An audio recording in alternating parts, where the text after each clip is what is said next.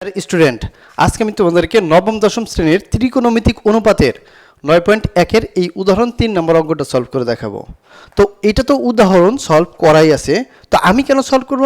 দেখো এইটার সাথে সাইন কস ট্যান সমস্ত কিছু সম্পর্কর মান আছে, শুধু এই একটা মানের উপর নির্ভর করে বের করতে হয়। তো এর জন্য অনেকেই এই মানগুলো বের করতে পারে না এবং পরবর্তীতে সাফার করে।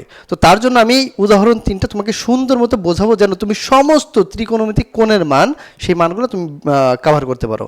তো আমরা দেখো প্রথমে এখানে বলি যে ত্রিকোণমিতিক অন্যান্য এ কোণের অন্যান্য ত্রিকোণমিতিক অনুমান মান বের করতে বলছে। দেখো একটা ত্রিভুজ আমরা এখানে অঙ্কন করি, ধরো আমরা একটা ত্রিভুজ এখানে অঙ্কন করলাম, ওকে। তো এইখানে তো তোমার 90 ডিগ্রি, তো 90 ডিগ্রি একটা হয় লম্ব। এখন লম্বটা কিন্তু নির্ভর করে কোণের উপর, যদি আমি এইখানে কোণ উৎপাদন করি এইটা লম্ব হবে, আবার এইখানে কোণ উৎপাদন করলে এইটা লম্ব হবে। যাক এই পোস্টে আমি যাচ্ছি না, আমি এখন নর্মালি একটা ব্যাপার বুঝি যে ধরো এইখানে কোণ উৎপাদন করছি, এইটা ভূমি, এইটা লম্ব, এইটা অতিভুজ। এখন এই কোণের উপর নির্ভর করে সমস্ত কোণ, অর্থাৎ এই তিনটার সাথে কার কার সম্পর্ক আছে সেই সমস্ত কোণগুলোরই এখানে প্রেজেন্টেশন করতে হবে। এখন এই কোণের সাথে কার কার সম্পর্ক আছে, দেখো এটার সাথে সম্পর্ক আছে সাইন থিটার, কস থিটার, ট্যান থিটার, তারপর তোমার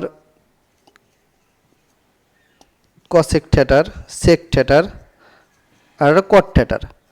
এই তিনটার সম্পর্কই, এই ছয়টা সম্পর্কে আছে এই কোণের সাথে। এখন তোমাদের এই যে একটা কোণ, অর্থাৎ এই যে তোমাদের এইখানে প্রেজেন্টেশন করছে ট্যান, TAN, ট্যান A সমান 4/3, এই যে এইটার উপর নির্ভর করে তোমার এই সমস্ত কোণের মান নির্ভর করতে হবে। এখন কোথায় পাবো মান?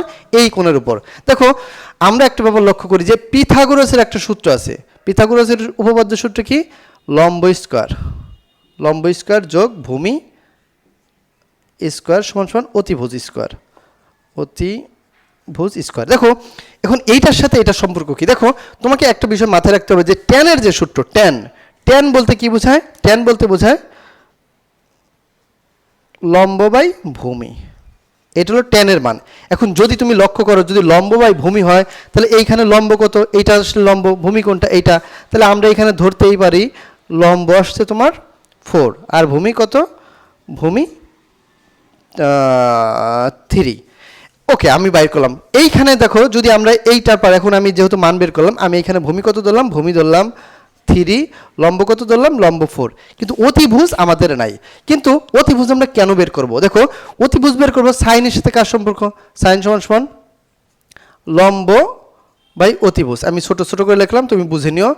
কস সমান কি? ভূমি, আমি জাস্ট ছোট করে দিলাম, ভূমি বাই অতিভুজ। ট্যান সমান কি? লম্ব বাই ভূমি। কসেক সমান কি? কসেকের সাথে সম্পর্ক সাইনের, তাহলে এটা আসবে অতিভুজ বাই লম্ব। আমি জাস্ট ছোট করে লাগলাম। সেক সমান সেকের সাথে সম্পর্ক কসের, তাহলে এটা কি? অতিভুজ বাই ভূমি। আর কটের সম্পর্ক হলো ট্যানের সাথে, ভূমি বাই লম্ব। এই হলো সম্পর্ক। এখন দেখো তুমি এইখানে অতিভুজ বের করতে পারবা না, এইখানে অতিভুজ বের করতে পারবা না, এইখানে অতিভুজ বের করতে পারবা না, এইখানেও অতিভুজ বের করতে পারবা না। যেহেতু এই অতিভুজগুলো মিসিং, যেহেতু সব কোণের সাথে এই তিনটা সম্পর্ক আছে, সেই দিকে খেয়াল রেখে তোমাকে এই অতিভুজের মান বের করতে হয়। তো ওইখানে আমরা লিখছি যে লম্ব স্কয়ার যোগ ভূমি স্কয়ার সমান অতিভুজ স্কয়ার। তো লম্ব কত? লম্ব আমরা এখানে ধরলাম লম্ব 4 স্কয়ার প্লাস ভূমি স্কয়ার কত? ভূমি হলো 3 স্কয়ার সমান অতি স্কয়ার। তাহলে 4 4 16 প্লাস 3 3 9 সমান অতি স্কয়ার। তাহলে এখানে 4 4 16 25 হয়, 25 সমান অতি স্কয়ার। এখন বিষয় হলো কখনো আমরা স্কয়ার আছে না, স্কয়ারে কখনো আমাদের মান বের হবে না। কি হবে না? স্কয়ারে আমাদের কখনো মান বের হবে না, ওই স্কয়ারকে তোমাকে উঠাইতে হবে। তো স্কয়ার আর স্কয়ার উঠানোর একটা ব্যাপার হলো এরকম রুট ইউজ করতে হয়, রুট। তো রুট করলে আমরা এখানে লিখলাম উভয় পক্ষকে বর্গমূল করে, তাহলে বর্গমূল করলে কি 25 আর সমান রুট ওভার অতিভুজ স্কয়ার। তো এই স্কয়ার আর এই 2 এটা কেটে গেলে এটার বর্গমূল কত? তুমি জানো যে 5। তাহলে অতিভুজ কত? অতিভুজ হলো 5। এখানে কি উভয় পক্ষকে রুট ব্যবহার করো, উভয় পক্ষকে। হ্যাঁ, জাস্ট আমি তোমাকে আর লিখলাম, তুমি বুঝতে পারছো কেন করলাম?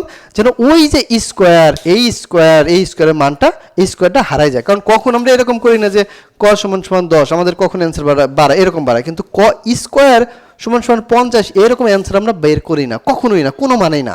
সেটাতে আমরা কি করি? উভয় পক্ষের রুট করি। তাহলে রুট ক স্কয়ার সমান রুট ওভার 50 আমরা এরকমই করি, কারণ কি এই স্কোয়ারটা উঠে আমরা শুধু কর মানে রাখতে চাই, কর মান সমান √50। জাস্ট এটুকু জাস্ট বোঝানোর জন্য, এটার সাথে এটার কোনো সম্পর্ক নেই। তা আমরা জানলাম যে অতিভুজের মান কত 5, তাহলে এই অতিভুজ কত, অতিভুজ আসলে হলো 5। এই যে দেখো অতিভুজ পাই। এখন তুমি জানো সাইন সমান সমান কি লম্ব বাই অতিভুজ, তাহলে আমাদের সাইনের মান কত, লম্ব কত, লম্ব আমাদের 4, অতিভুজ কত, অতিভুজ 5।